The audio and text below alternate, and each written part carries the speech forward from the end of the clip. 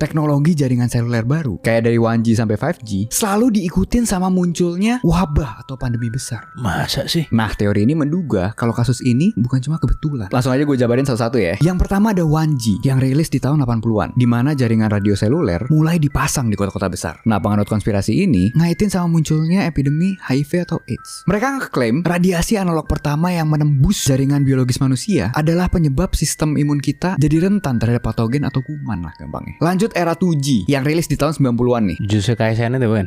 Oh, Toji itu.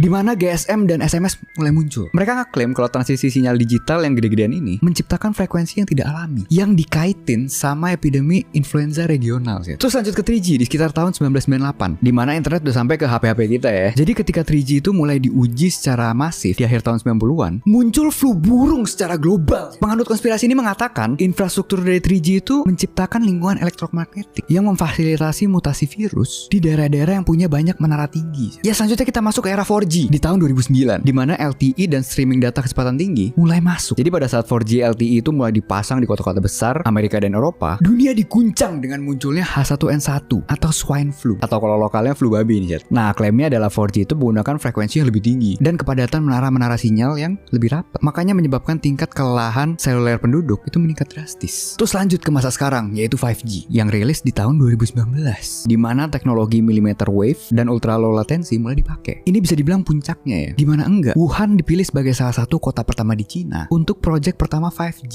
ya. Klaimnya adalah frekuensi tinggi 5G menyebabkan hipoksia seluler atau sel tubuh kita kekurangan oksigen, yang gejalanya mirip dengan pandemi di 2019 itu ya. Tapi ingat ya, mereka bilang 5G ini bukan menyebarkan virus, tapi membuat tubuh manusia itu bereaksi terhadap virus dengan cara yang jauh lebih fatal.